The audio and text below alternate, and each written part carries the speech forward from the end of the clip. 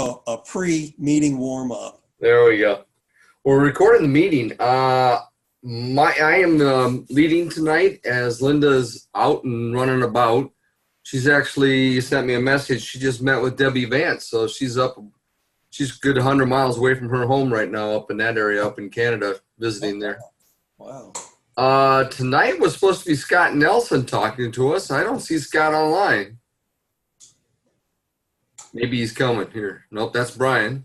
That's Brian. Motor Dad Brain. No, that's not Brian. Is that Scott coming on? It is. Sorry, I got life's been a little off the hook lately. Hey, no sweat. Tell us about what the term Motor Dad Brain is. That's my phone.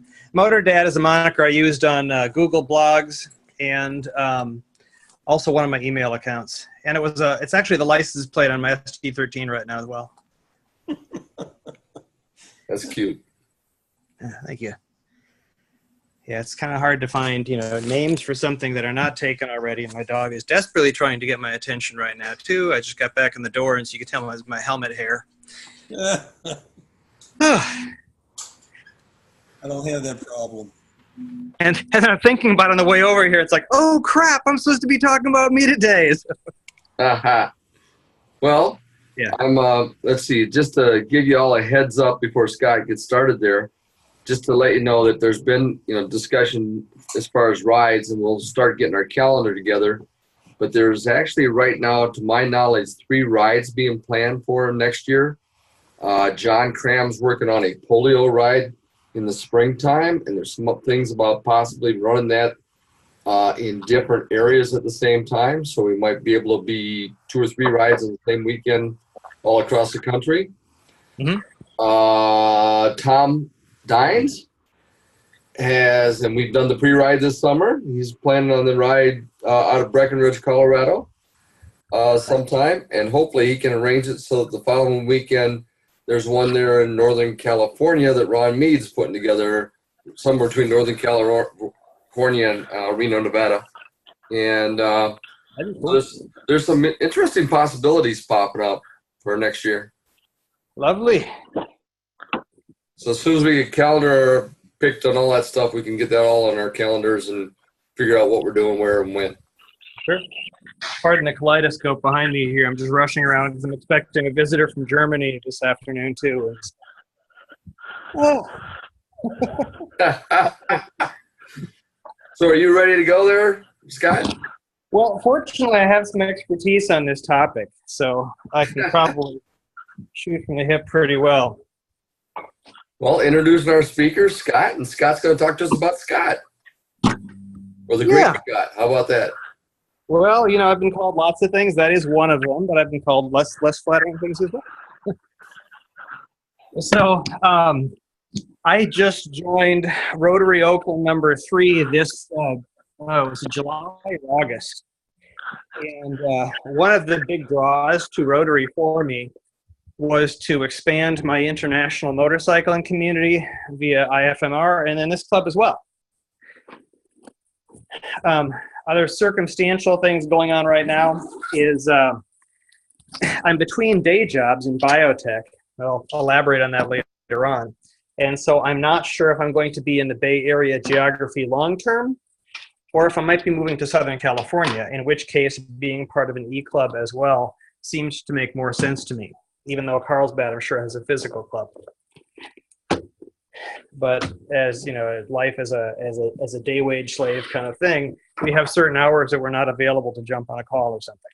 So that's a little bit about how I found this group.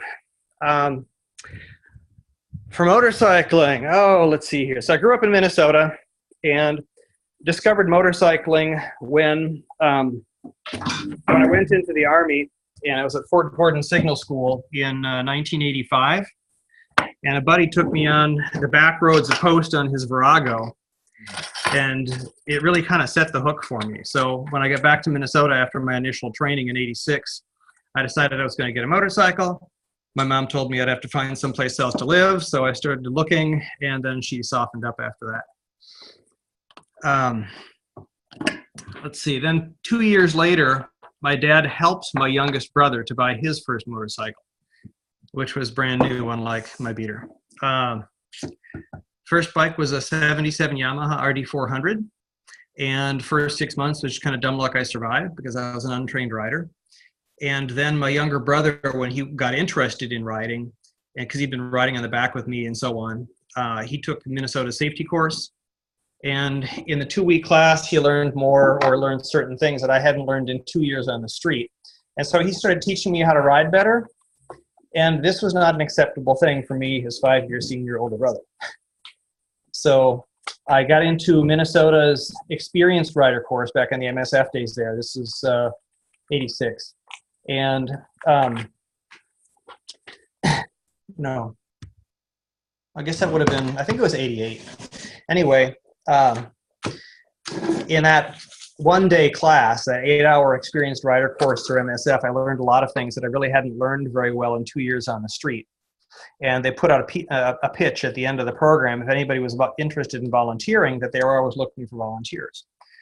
So I dropped my name in, and I didn't hear anything from them initially, but then when I was in college back in 91, the Minnesota site administrators asked if I was interested in becoming an instructor, and I was a college student by then, and it sounded like a pretty good deal for a job in college instead of just flipping burgers somewhere. So I became an instructor for the MSF in 91 and continued through 95 when I left Minnesota, and started in 95 teaching for the California Motorcycle Safety Program, which I still do today.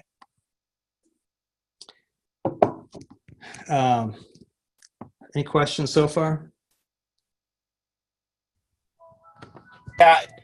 Scott, where did you take your class in Minnesota? Oh, let's see. I think there's a college up in Little Canada or Rice Lake or someplace up kind of in the northeast corner of St. Paul. Okay. I just wondered because I've been with the State Motorcycle Safety Administrators organization for decades. And quite a few of the people from Minnesota. In fact, we were just out in Sacramento at our conference. All right, you were there. Wait a minute. You were there? I was there. Oh, yeah. And we didn't. Why didn't you say hi?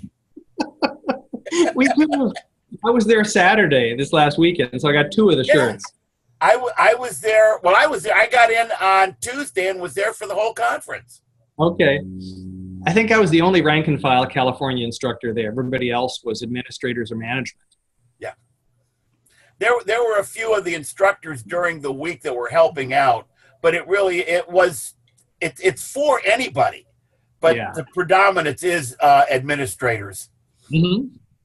It's predominantly for administrators. Yeah. I was talking to Steve from Minnesota, who runs the state program there. But yeah, I didn't realize you were there. That's funny. I'll be darned if I'd known that. Yeah. Do you guys did you go to the Sunday together? Pardon me? Y'all need a private moment together? Yeah, sorry. We'll talk later, Scott. Sounds good. Yeah. I hope you caught the Sunday PDW workshop because that was killer. Unfortunately, I couldn't. Oh, okay. Lee Parks sets up this thing for total control instructors in Minnesota or in California, where it's not like an MSF professional development workshop when we have our annual, I like to call it the instructor reunion, because that's kind of what it amounts to. And they talk about teaching topics and adult education, a lot of that. But since Lee Parks has taken over the California program with total control, we also have riding workshops, like riding our street motorcycles on his go-kart track that's got all kinds of hills and curves, and it's fantastic. You got a lot of curves in a small space.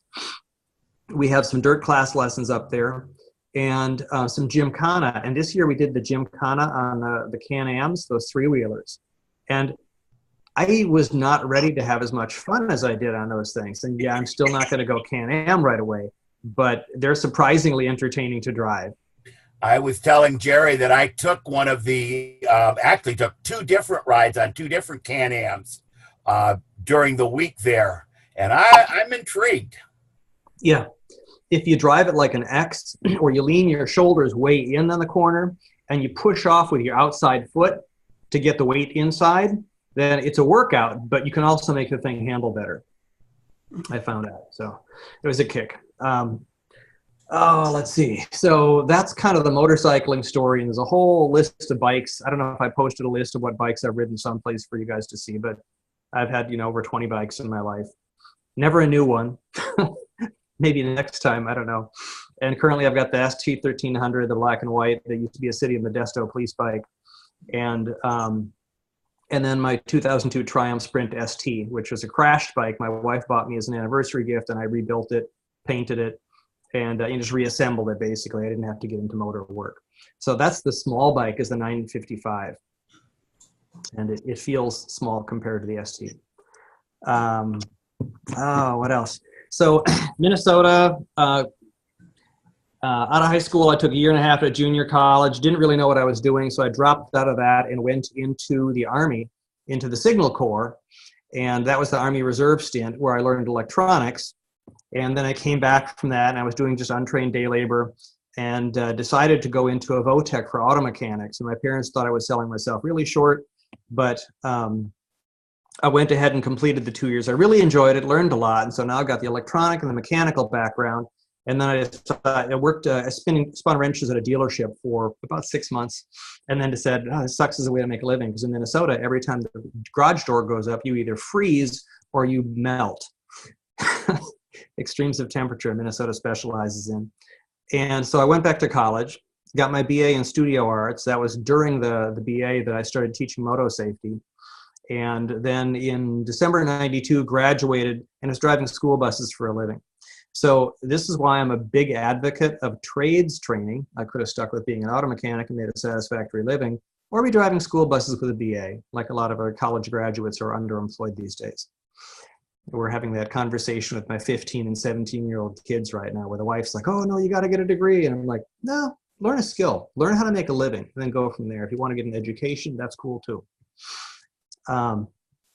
Let's see. So when I got out of the Army in the spring of '95, and I did spend a little bit of time in Germany, a little time in Korea, and so on. Wasn't sure what to do next. Worked at a cycle shop in Minnesota for the summer. It was actually the spring of '95 where my mom passed away from breast cancer, so that was part of the draw to be there for her final months.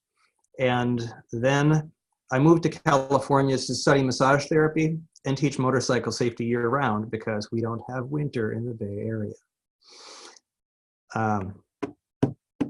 What else? And then that's where I met my wife. So we were both students in the massage therapy program out in Emeryville. And as the relationship got more serious, and I've got my Midwestern programming about the way we do our lives, right? It's like, oh, buy a house, have kids, and so on. I realized I was not going to do that on motorcycle safety income and massage therapy income. So I did an inventory of what am I good at and where's the money. This was '97. I was good at adult education, electronics and mechanical stuff. And in '97 was the .com boom. So I became a software trainer for about 2 years.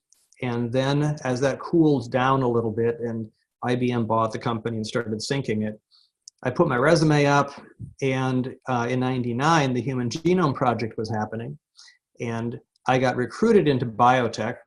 Ironic, because my worst subjects in high school and college were chemistry. And so then I've got the computer background from the previous employer, electronics and mechanical, and the adult education gig. And so for 14 years, I was working with Applied Biosystems as a technical trainer, teaching guys how to fix DNA sequencers. And everything I've done since then is some variation of that within biotech and adult education, technical training. And so between jobs right now, but some of my big prospects would be Thermo Fisher, Illumina, Promega, those kind of shops, Roche, Genentech. And that kind of brings us up to date. So, any other questions, or should I wax philosophical now? You mentioned something about with NSF, an off-road course. Is that about the same length of time, the number of hours, as the on-road courses? The reason I'm asking is because they keep toying with the idea of having something like that on the East Coast, but I haven't seen anything yet. Sure. You probably find MSF Dirt Bike School out there. And if not MSF, you'll certainly, well, okay, I'm speaking from California, right? You'll certainly find other independent providers. Like out here, we've got Rich Oliver Mystery School. Yeah, Rawhide is a big one. It's near Los Angeles. You know, we've got the BMW The ADV stuff. plant, you know, the performance driving school, cars and bikes. It's a great class, but, you know, I was thinking more along the lines, because people ask me all the time about the MSF course or courses. Just curious. I haven't taught it. I have taken parts of the MSF Dirt Bike School. Actually, that was a failed training that I tried to get my kids into. As soon as they were old enough, which I think is like 8 years old or something like that, I took them to MSF Dirt Bike School up in Folsom, California, where a buddy of mine, Rob Rickards, was running the class. And you know, they both boloed out on the first straight line ride. Little kids, they love to pose on the motorcycle, and they like riding on the back. But when it comes to balancing it and controlling it, I think, you know, the pace was too fast. They just in some way weren't ready for it. And so Rob very graciously bent the rules a little bit and put them on quads for the rest of the day. And they had a blast with the quads, but I'm not a quad guy. Do you have a favorite bike? What's that? You said you've had a number of different bikes. Do you have a favorite bike? Oh, man. I'll tell you a little story to answer that question. So my brother's second bike, I think, was a Hurricane 600 before they called it CBR. And at the time, I had my 86 Concours 1000. And like you might imagine happens when you're riding with your brother, he goes a little faster, I go a little faster, he goes a little faster, I go a little faster. Pretty soon we're racing. And we get someplace and look at each other, pop the helmets off and say, man, we got to slow down. So favorite bike, I think, is a function of age. And we had this kind of pact that we were going to, you know, someday get slow, cool old guy kind of bikes that are fun and look good if you're driving them slow, like, you know, some kind of a classic Guzzi or some of these scramblery kind of things you see right now or whatnot. So Paul doesn't ride anymore, my youngest brother, but that was the notion. That being said, my brother-in-law back in Minnesota has a Moto Guzzi 850T that I think is pretty cool as far as something that's classic, and you don't have to drive fast to look cool, but it goes fast well. I just don't think it goes quick well. I relate to you talking about your brother. My brother had an RD 400, and it was a fast little bike too. So I had to buy a 750 Honda to keep up with that. Yep. Yeah, RD was like riding a chainsaw, and then a buddy came over once on a Silverwing. I think his was a 650, and we swapped up for a little bit, and that thing felt like riding a truck compared to the RD. That's crazy. This is a motorcycle? Oh, but last night, I Honda back out of the shop, and it feels like it has power brakes compared to the Triumph because the lever pedal and the lever axle is so different. So if money wasn't an issue and you could walk into a shop today and buy a new one, what would it be? Oh man, I think I leaned forward, and this is also a function of the Triumph, which I've been riding a lot lately, like on Bob Muxler's thing a couple of weekends back, the No Polio ride. I've noticed the Triumph hurts my back, and it likes to be driven with a sense of urgency, which is fun, but there's a kind of a super legal issue. If I could pick anything off the rack right now, brand new, I think I'd probably go for a GS 1200 or the new 1250. The ergonomics, you look adventurous, even if you're not doing anything. Even in front of a coffee shop, a guy can look adventurous. And the bikes are pretty capable, and the ergonomics are good.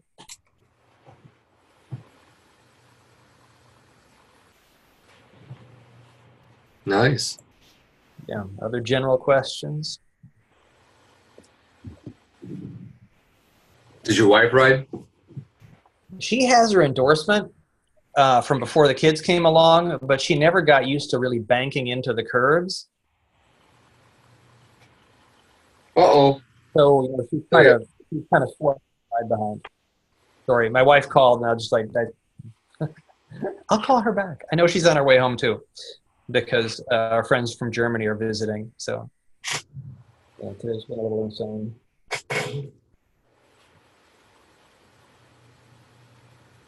But yeah, the GS I think is what I would do these days. And I actually rented an RT, a 2017 RT, just a couple weekends ago in Germany. That was a lot of fun. I've got some friends over there that I used to ride with when I'd take the regular business trips over to Darmstadt. Nice. Mm-hmm. Yeah, cost adds up, but we don't know how many days we got, right? So don't have to ask anybody for the time off right now. I've got the money in the USAA account, so it's like, I'm just going to go ahead and do it.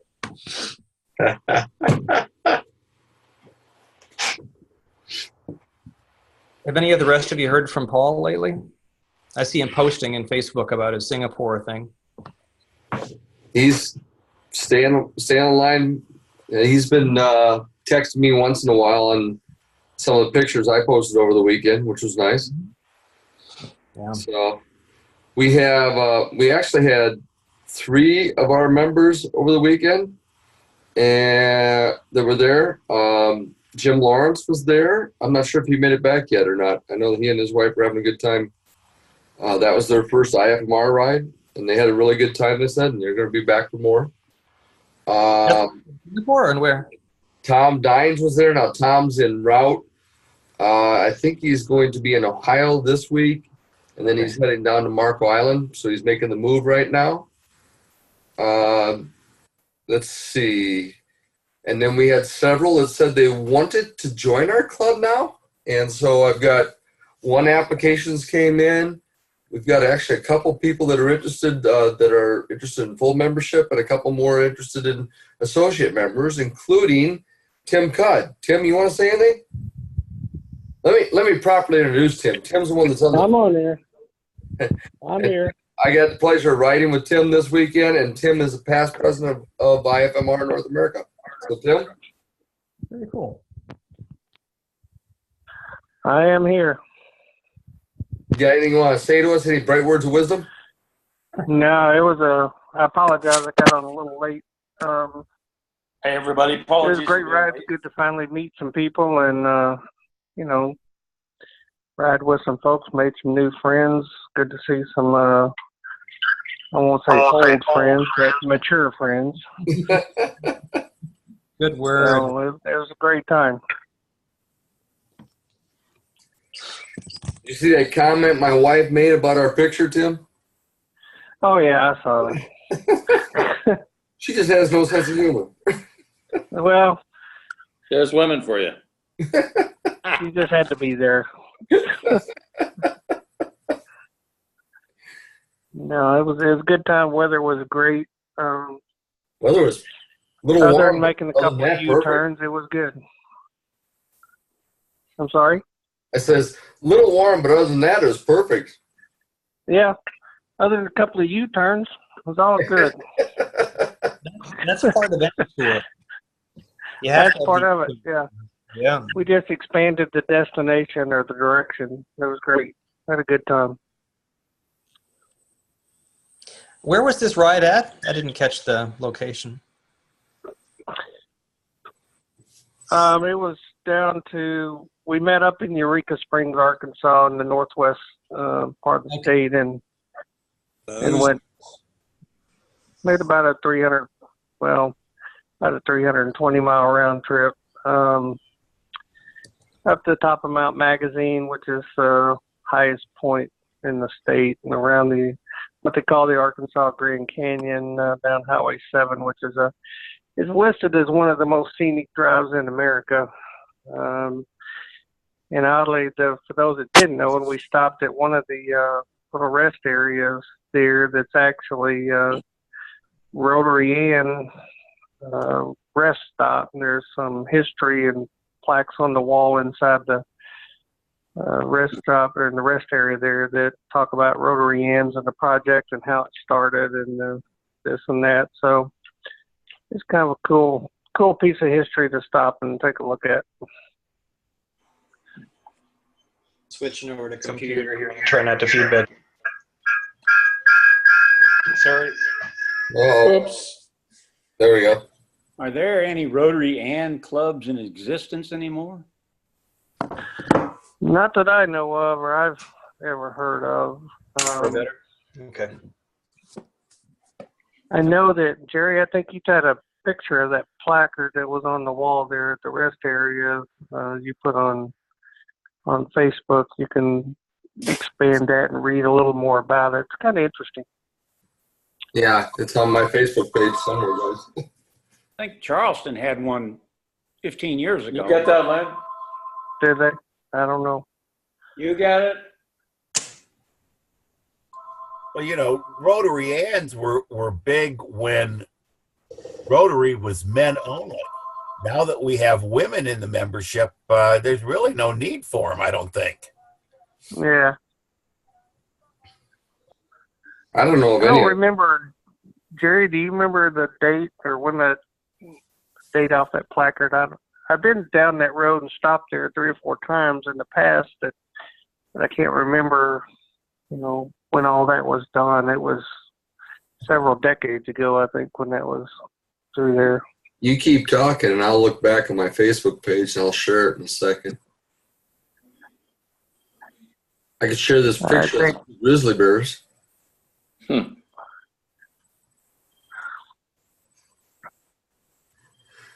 Oh my, that's a while ago here. Oh, here we go. Tom's got his up. Let me share that one. Let me share my page, and y'all can see it.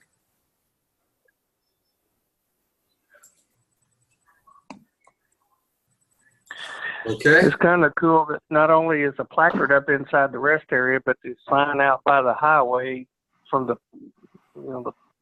park system and all that. Basically, it is Rotary Ends, Rotary End stop. Yeah, I've got up the picture right now, Tim. That's actually Tom Kale. Tom rode with us as well, and then there's that's the sign that's outside by the highway. And inside it talks about this about Rotary Ann and what's in the So name. who is Rotary Ann? Rotary Ann is the old. Used to be the. It was usually the wives of the Rotary men. I was a Rotary Ann for several years before I became a Rotary member. Ah, okay. Judy, when did the Rotary Ann Club stop in Davisburg? I don't remember, Jerry. It was way before I was in, and I was in about 96. Yeah. Anyway. The sign here reads, it says, Arkansas Scenic 7 Byway has been a major north-south corridor for the state for decades. The highway was so heavily used during the 1930s that the local Rotarians' wives, known as Rotary Anns, saw a need for a rest stop. The construction of Rotary Ann was sponsored by the local Rotary Club, giving Arkansas its first official rest stop. Wow. It's 1930s. Wow. Yeah. Pretty cool. Well, okay. There's a nice little thing there. It's got the lower corner there, Tim, that said that project reflects the mission of Rotary Club, a worldwide organization of business professional leaders that provide humanitarian service, encourage high ethical standards in all vocations, and helps build goodwill and peace throughout the world. So it's a really nice dedication to Rotary right there. Let's see what else I got here for pictures of that thing. What did Tom take there? Back up here. There's what they call the Grand Canyon of Arkansas behind him. I should give him a hassle about Mount Baldy. There's the hotel we stayed in. You don't need any more pictures of Tom. This is the highest point back over here in the back of the picture in Arkansas. That's Mount Magazine, is it, Tim? Yeah. Yeah. Looks a little like Tennessee. It sure does. So anyway, I'll tell you what though. This is the first one of these IFMR rides I've been on where I had the lone Goldwing. Ah, We were outnumbered. There was a Goldwing. There was 2 BMWs. There was a Suzuki. Do y'all know that Bob Schreiner's riding a new Suzuki now? Which looks a lot like his old bike. And then the other 10 motorcycles were Harleys. And a couple of them were pretty damn loud. you guys like Harleys in the U.S.? I rode an obnoxiously loud Harley several years ago out in Tennessee that a friend graciously let my wife and I use, and it was loud as hell. I mean, it'd knock you off from behind. We had to wear earplugs to drive the thing, but it was really comfortable. Well, nobody gets a Honda tattoo. Am I still sharing my screen? Yes. Yep. Yeah, there's the 2 Grizzlies, as Debbie called them. My wife Debbie called them. That's Tim on the right there, guys. Mm-hmm. I think he's a hell of a good-looking fellow. What do you guys think? That was fun. Tim even drives a Harley. Yeah, I went to 3 wheels 3 years ago. I had a couple of issues and got a bad knee and some other things, and I made the decision to went to 3, and it was a good decision for me. I really enjoy it. I'm back to enjoying riding. It's comfortable. Jill and I just got back. We took 38 bikes and went down to through Vicksburg and Natchez and New Orleans and Pensacola and back up around for about a week back the end of May. And I take mine to go see my daughter in Tampa, and it's 1,150 miles, and I do it in a day. Just cruises. So Is that the trike or a Can-Am, Tim? It's a tri-glide. Cool. Was that an original Harley trike, or did you have a kit put on Harley? No, it's the regular. It's straight from the factory tri-glide.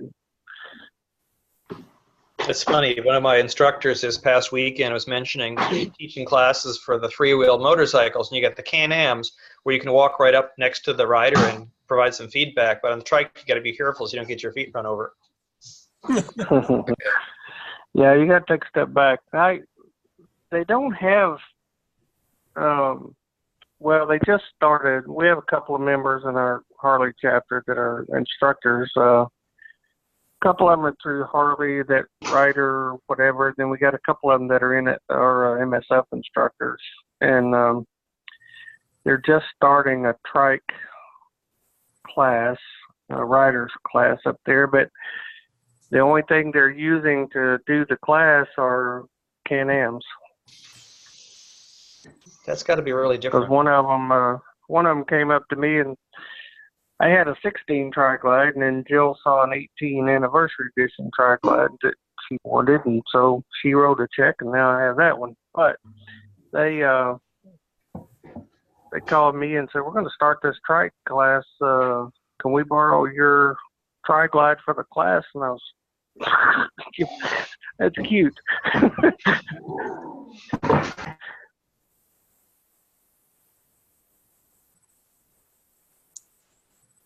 Well, guys, anybody else, anything you want to share tonight? I got a report yesterday about the truck. It's evidently up at the clinic. It went up a couple days ago. The truck that we refurbished and stuff, and Mateo, the nurse practitioner that runs the clinic, is thrilled, absolutely thrilled. I'm looking forward to seeing photos. I'm supposed to have them next week, I hope. So, Good. it's pretty good. So, and I am very much looking forward to seeing him in about 6 weeks, I guess is when I'm down there. So, upcoming on October, or next week is Happy Hour week. So, a little bit like what we're doing now, but a whole lot more, huh? So let's see how many different kinds of drinks we can show up with. Mhm. How's that sound? Make it a challenge. Yeah. Each wine's always good. I like the way you think. Who said each? Who said each? That That would was be me. scary. Cheers. Cheers. What are you drinking tonight, Blair? A glass of wine. Yeah, see, yeah, there you go. Yeah, I got the same going on here. I'm thinking Yeah. tiki, Oh, yeah. appropriate Yeah. to the Bay Area, California thing. You mentioned, Jerry, this weekend I got a few people and we're going down to the Finger Lakes area, Yeah. staying at, there's a casino down there, Teo something casino.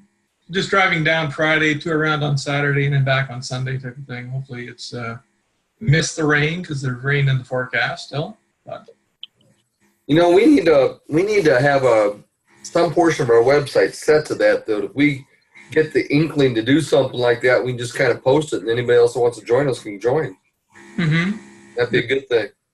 Yeah. Jerry, do you think we have anything about the project with the truck, the outreach project on the website too? As soon as we get pictures, Okay. we'll put something up about that as well. Gary, let's put a link to the Facebook feed, put the feed on the website itself That's a good idea. Yeah. so that, anybody who's on the website's also seeing the Facebook feed. All right. Good. Linda, when you listen to this later, Linda, call me. I'll walk you through it. it'd be great.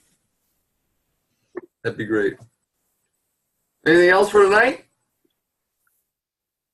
I will note that next week is happy hour, and then the following week, Jim Domead is doing a cybersecurity, which is something he does for a living. So give us some good pointers about protecting our computers and phones, I guess. Yep. So it'll be good to review that. Yeah, Jim and I had a little bit of a chat about the military thing, gearing up for Veterans Day. Right. And he was telling me about the work he's doing at Fort Gordon and how Signal School there has gone to a lot of that SIGINT kind of computer security thing. Yeah. If you haven't already chatted with him, he does want to know if you're a vet, and he would like to spend a little time chatting with you. So drop him a quick note if you're a vet, okay? Including our good friends in Canada there. If you happen to be a vet in the Canadian forces of one sort or another, please share. Harold, Alrighty. Coast Guard in too. Coast Guard, you betcha. He's got jokes. It's still called the military. We know. You When he was the Air Force, we used to call civilians in uniform, though, when I was back at DLI in Monterey. Here it comes. The puddle pirates, the shallow water sailors. I get it. Okay. What is who was I talking to the other day? They're actually military, considered military, but they're doctors in Washington, D.C. or something like that. And, I mean, it's a full rank, the whole bit of everything. Merchant Marines? I mean, No? No. yeah, Merchant Marines. Isn't that what it is, Harold? Yeah. Oh, Merchant Marines, yeah. Yeah, but that's not what I'm talking about, I don't think. There's another branch of the military I knew nothing about. It's like the Surgeon General's something or another. Something like that. Yeah. And they actually, And is that, I was really surprised. I had not known that. Yeah.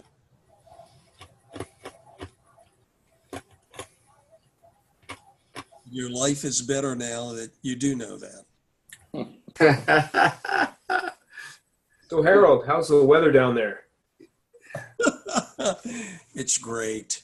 Is it? Yeah, it really is. You're not near this. on the water north, didn't you? We dodged the bullet again.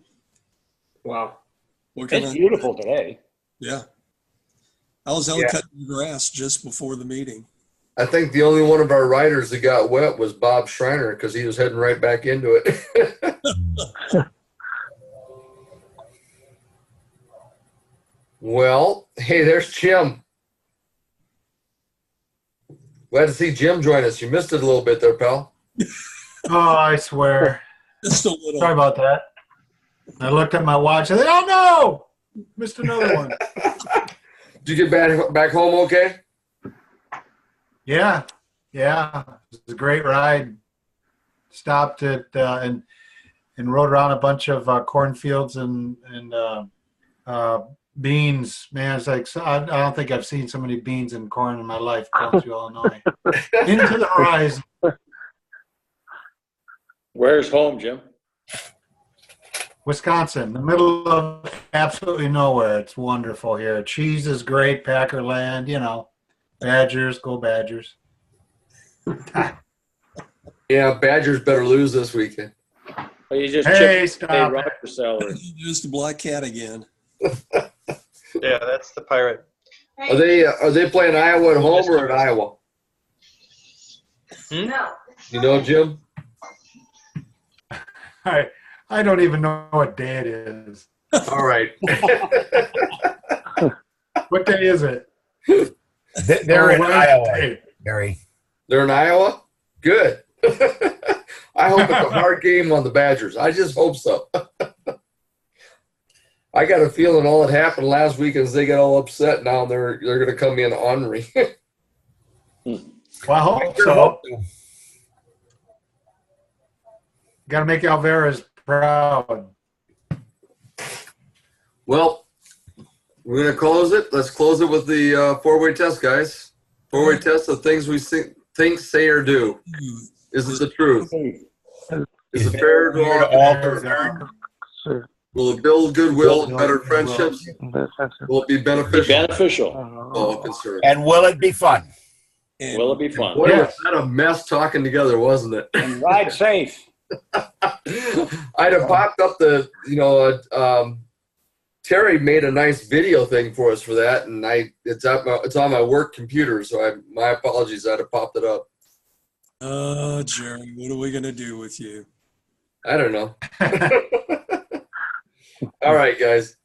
We'll see you again next week. Unfortunately, it's on tape. Adios. Somebody have a question? Take care. Yeah? No lavender. Somebody had a question? All right. Everyone Bill, is take care. waving goodbye.